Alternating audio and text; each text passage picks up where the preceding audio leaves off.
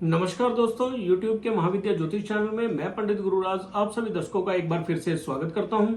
दोस्तों, YouTube के महाविद्या ज्योतिष चैनल के माध्यम से मैं लाल किताब और ज्योतिष से जुड़ी जानकारी समय समय पर आप तक पहुंचाता रहता हूं और उम्मीद है मेरी वीडियो आपको पसंद भी आती होंगी।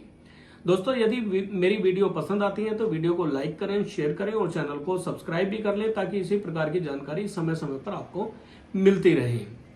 तो दोस्तों, पिछली वीडियो में हमने बात की थी, यदि चंद्रमा 12वें भाव में बैठे हुए हों तो केतु का और बुध का 12 ही भावों में क्या क्या बुरा फल हो सकता है।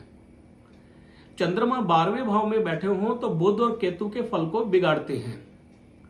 तो चंद्रमा 12वें भाव में बैठेंगे तो केतु लगन भाव में या द्वितीय भाव में, तृतीय भाव में या 12 ही भावों में कहीं पर भी बैठ जाए उनका फल हमेशा खराब रहता है। ऐसे ही बुध भी 12 ही भावों में जहां भी बैठेंगे उनका फल खराब होगा। आज हम बात करेंगे मंगल के विषय में। चंद्रमा 12वें भाव में बैठे हों तो मंगल का 12 ही भावों में कैसा फल रहेगा, साथ ही साथ केतु और बुध के बुरे फल को कैसे दूर किया जा सकता है यदि चंद्रमा 12वें भाव में बैठे हों। क्योंकि मुझे बहुत सारे कमेंट आए कि पंडित जी आपने चंद्रमा 12वें भाव में बैठे हों तो केतु और बुध के बुरे फलों के बारे में तो बात की, लेकिन आपने इनका कोई उपाय नहीं बताया। तो उपाय मैंने बताना था इस वीडियो में। तो आज की वीडियो में हम उपाय की भी बात करेंगे और साथ ही साथ मंगल के 12 ही भावों में फल के बारे में भी बात करेंगे।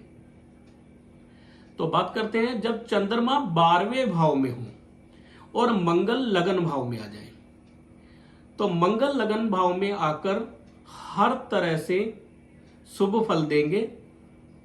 लगन भाव में मंगल राज दरबार से फायदा दिलाएंगे, यानी राज दरबार में जहर के बदले शहद प्राप्त होता होगा।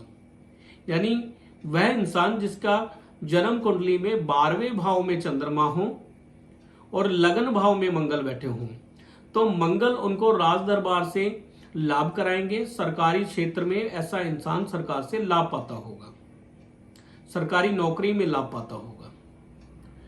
तो 12वें भाव में चंद्रमा हो और लगन भाव में मंगल हो तो मंगल सरकारी क्षेत्र में सरकार द्वारा राज दरबार में सफलता दिलाते हैं। इसी प्रकार अगर चंद्रमा 12वें भाव में हो और मंगल द्वितीय भाव में हो, दूसरे भाव में हो, तो मंगल दूसरे भाव में होने पर ससुराल के धन का दरिया फालतू होकर बगैर रुके हुए उसके घर में आता हुआ रोकने से भी नहीं रुकेगा। यानी ऐसा इंसान जिसका चंद्रमा 12वें भाव में हो और मंगल दूसरे भाव में हो तो ऐसे इंसान के ससुराल खानदान में धन की बरकत होगी। ससुराल खानदान धन से भरा हुआ होगा, भरपूर होगा और उनका बढ़ा हुआ जो धन है वह बगैर मांगे, बगैर बुलाए घर उसके व्यक्ति के घर में, जातक के घर में आता होगा, रोकने से भी नहीं रुकेगा। बगैर मांगे उसके घर में ससुराल का धन आएगा और रोकने से भी ऐसा धन नहीं रुकेगा। यानी धन का लाभ ससुराल से ऐसा इंसान पाता होगा। चंद्रमा 12वें भाव में हो और मंगल तीसरे भाव में हो तो भाई बंद पानी की बजाय दूध की नहरों में नहा रहे होंगे। यानी चंद्रमा यदि 12वें भाव में और मंगल तीसरे भाव में हो तो ऐसे इंसान के भाई बंद बहुत खुशहाल होंगे, धन से परिपूर्ण होंगे, हर तरह से लाभ पाते होंगे। कहा जाए तो दूध से भरी नहरों में स्नान कर रहे होंगे, पानी के बजाय दूध से स्नान कर रहे होंगे। यानी धन से परिपूर्ण होंगे, हर तरह से खुशहाल होंगे, लाभ पा रहे होंगे। ऐसे ही मंगल अगर चौथे भाव में हो, चंद्रमा 12वें भाव में और मंगल चौथे भाव में हो तो बड़े भाई अपने बाप का बड़ा भाई या बाबे का बड़ा भाई या माता का बड़ा भाई बेशक उम्र से लंबे हों, उम्र में बड़े हों उससे या न हों, मगर जब तक होंगे कभी दुखिया ना होंगे। यानी अगर चंद्रमा 12वें भाव में है और मंगल चौथे भाव में है तो ऐसे इंसान का बड़ा भाई या बाप का बड़ा भाई या दादे का बड़ा भाई उम्र में इस इंसान से चाहे बड़े हों चाहे छोटे हों, चाहे उम्र उनकी लंबी हो चाहे उम्र उनकी छोटी हो, वो हमेशा खुशहाल होंगे और कभी दुखिया नहीं होंगे। इसी प्रकार चंद्रमा यदि 12वें भाव में और मंगल 5वें भाव में हो तो उसकी औलाद के खेड़े बहुत से शहर या गांव लेंगे।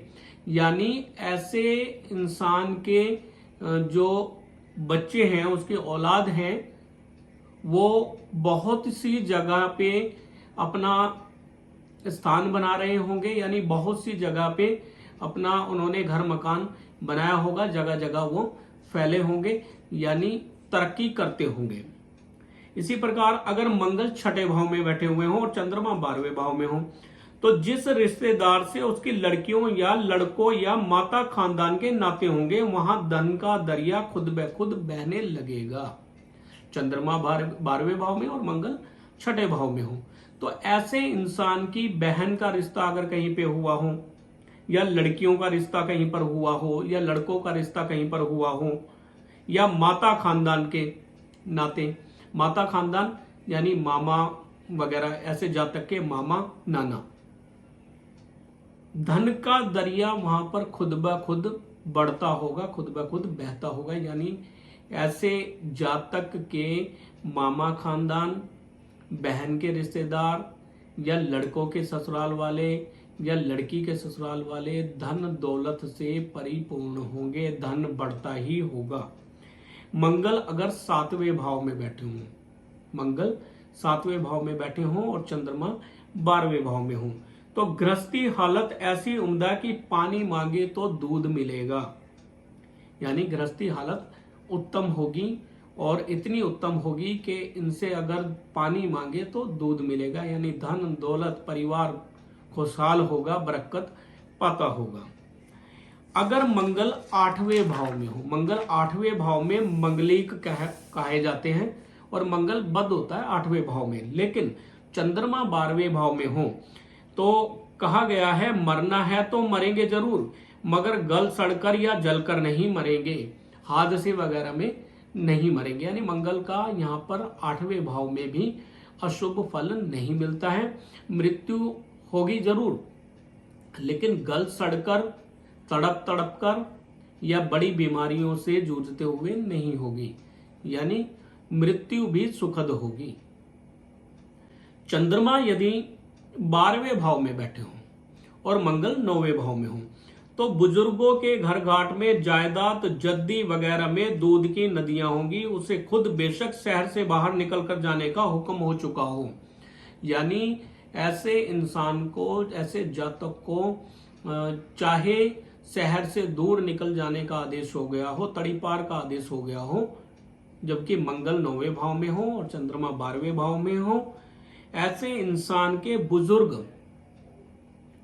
बुजुर्गों के घर घाट में, यानी जो उनके बुजुर्ग होंगे, दादा परदादा होंगे, उनकी जायदाद जद्दी वगैरह में दूध की नदियां होंगी। यानी ऐसे इंसान का खानदान, बुजुर्गी खानदान जो है बहुत अमीर खानदान होगा, धन दौलत से भरा हुआ खानदान होगा, जमीन जायदाद काफी ऐसे इंसान के परदादा दादा की होंगी। वो इंसान चाहे इतना अमीर ना हो, जातक चाहे इतना अमीर ना हो, लेकिन उनके बुजुर्ग बहुत अमीर रहे होंगे। ऐसे ही अगर 10वें भाव में मंगल बैठ जाए और चंद्रमा 12वें भाव में हो तो सिर पर ख्वाब पहाड़ गिरे, पहाड़ यानी मुसीबत, सिर पर चाहे कितनी भी बड़ी मुसीबत आ जाए, पहाड़ से गिर जाए, मगर दिल का दरिया कभी रुकता या वो दुखिया न होगा। यानी ऐसा इंसान कभी भी परेशान नहीं होगा, दुखिया नहीं होगा, धन से, सेहत से, परिवार से कभी दुखिया नहीं होगा, हर तरह से फिर भी तरक्की पाता होगा। चाहे सिर पर कितना ही बड़ा पहाड़ गिरे, यानी मुसीबत गिरे, या ऊपर पहाड़ से गिर जाए, मगर दिल का दरिया यानी ऐसे इंसान का जो लोगों को मदद करने का जो जज्बा है, जो लोगों की मदद करने का उसका जो दिल है, वो कभी नहीं रुकेगा। वो हमेशा लोगों की भी मदद करेगा, धन से भी मदद करेगा और तन मन से भी करेगा। और साथ ही साथ ऐसा इंसान किसी भी प्रकार से दुखिया नहीं होगा। अगर मंगल 11वें भाव में हो, चंद्रमा 12वें भाव में और मंगल 11वें भाव में हो तो गुनाहगार होते हुए भी दुनिया के मुंसिफ उसे बेगुनाह ही करार देंगे। ऐसा इंसान बेशक गुनाहगार हो, लेकिन जज कभी भी ऐसे इंसान को गुनाहगार नहीं मानेगा, नहीं ठहराएगा। यानी ऐसा इंसान गुनाहगार होते हुए भी बेगुनाह रहेगा, बेगुनाह होता होगा, यानी किसी प्रकार की सजा नहीं पाता होगा। मंगल 12वें भाव और चंद्रमा भी 12वें भाव में हो, चंद्र मंगल यदि 12वें भाव में बैठे हो तो दूध में शहद की जिंदगी या रात को हर तरह का आराम और दिल की शांति होगी। ऐसा इंसान हर तरह से शांति पाता होगा, रात की नींद का पूरा आनंद लेता होगा, रात का आराम ऐसे इंसान की जिंदगी में भरपूर होगा जब चंद्रमा 12वें भाव में मंगल के साथ में हो। अकेले चंद्रमा 12वें भाव में हो तो इंसान की रात की नींद खराब हुआ करती है, लेकिन चंद्रमा 12वें भाव में मंगल के साथ में हो तो दूध में शहद की जिंदगी, यानी दूध में शहद जैसी जिंदगी होगी। रात का आराम, रात की नींद, हर तरह से इंसान आराम पाता होगा और दिल की शांति होगी।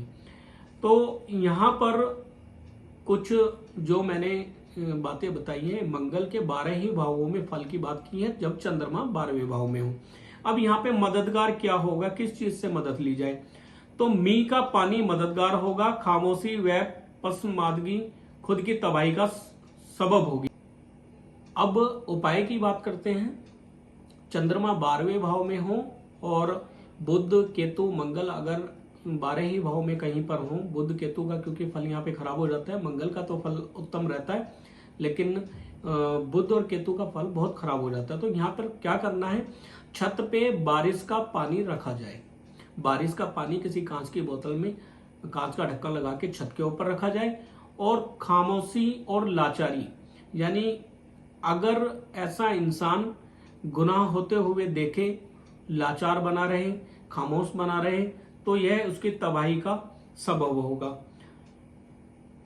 चंद्र की जायदाद अशिया का फल उम्दा होगा, खुद शास्त्रीय, अक्लमंद और तालीमी हालत में उत्तम हो गए। चंद्र की जायदाद, चंद्र की चीजें जैसे बारिश का पानी, माता द्वारा चांदी की चीज ली गई, उसका फल ऐसे इंसान के लिए उत्तम रहेगा। अब एक चीज यहां पे और मैं आपको बता दूं कि अगर चंद्रमा का फल खराब हो रहा है, यहाँ पे चंद्रमा 12वें भाव में केतु और बुध का फल खराब हो रहा है, तो हमें चंद्र के फल को ठीक करने की जरूरत पड़ेगी यहाँ पे। तो 12वें भाव में अगर चंद्रमा हो तो 1200 ग्राम चावल जल प्रवाह करना उत्तम रहेगा। 12 सोमवार करें या सोमवार से 12 दिन तक लगातार 1200 ग्राम चावल जल प्रवाह करें, या 1200 ग्राम चावल मंदिर में दिया करें 12 दिन तक। सोमवार से शुरू करके 12 दिन तक लगातार चावल मंदिर में दें। चंद्रमा 12वें भाव से खाना नंबर 2 या खाना नंबर 4 में होंगे तो बुध और केतु का फल जो खराब हो रहा था अब खराब नहीं होगा। तो जो मुझसे उपाय पूछा गया था, उपाय के तौर पे 2 चीजें हैं। एक तो छत पर बारिश का पानी रखा जाए कांच की बोतल में, कांच का ढक्कन लगाकर, और ऐसा इंसान खामोशी और लाचारी हर दम ना रखे, यानी लाचार बनकर खुद पर जुल्म होता हुआ ना देखे या दूसरों पे जुल्म होता हुआ ना देखे, खामोश ना बना रहे वहां पर। तो एक तो इन चीजों का परहेज रखें, और साथ ही साथ यदि चंद्रमा का 12वें भाव में है और केतु और बुध का फल खराब हो रहा है तो 1200 ग्राम चावल मंदिर में दें सोमवार से स्टार्ट करके 12 दिन तक, या जल प्रवाह करें 12 दिन तक। जल प्रवाह करते हुए और मंदिर में रखते हुए ये ध्यान रखें कि खाना नंबर 4 या खाना नंबर 2 में चंद्र के शत्रु ग्रह ना हो। चंद्र के शत्रु कौन, बुध, केतु या जैसे राहु, इस तरह के ग्रह ना हो। राहु, बुध, केतु खाना नंबर 4 या खाना नंबर 2 में ना हो। अगर खाना नंबर 2 में बुध केतु हैं या राहु हैं तब जल प्रवाह करें, और अगर खाना नंबर 4 में कोई शत्रु है तो फिर मंदिर में दें। तो इस प्रकार हम उपाय कर सकते हैं। तो दोस्तों उम्मीद है आज की वीडियो भी आपको पसंद आई होगी। वीडियो को लाइक करें, शेयर करें और चैनल को सब्सक्राइब भी कर लें ताकि इसी प्रकार की जानकारी आगे भी आपको मिलती रहे। दोस्तों यदि आप अपनी जन्म कुंडली का संपूर्ण विश्लेषण कराना चाहते हैं तो स्क्रीन पर दिए गए नंबर पर कॉन्टेक्ट करें। आप अपनी कुंडली दिखा सकते हैं और जो हमारी फीस है कुंडली देखने की वो आप फोन पर जान सकते हैं। आपकी कुंडली का संपूर्ण विश्लेषण किया जाएगा जिसमें समय लगता है 1 से 1.5 घंटा लग जाता है कुंडली को देखने में। तो हम जन्म कुंडली को वैदिक ढंग से भी देखते हैं, लाल किताब के ढंग से भी देखते हैं और उसमें ग्रहों की स्थिति को हम चलित कुंडली में, लगन कुंडली में, वर्षफल में, गोचर में हर तरह से देखने के बाद ही उपाय बताते हैं। और उपाय जो भी होते हैं वो सभी लाल किताब पर आधारित होते हैं और तुरंत असरकारक होते हैं। अगर आप किसी समस्या से काफी समय से परेशान हैं तो जो हम उपाय आपको बताएंगे वो आपको तुरंत लाभ देंगे। तो उम्मीद करते हैं आज की वीडियो भी पसंद आई होगी। वीडियो को लाइक करें, शेयर करें और चैनल को सब्सक्राइब भी कर लें। फिर मिलेंगे अगली वीडियो में, तब तक के लिए नमस्कार।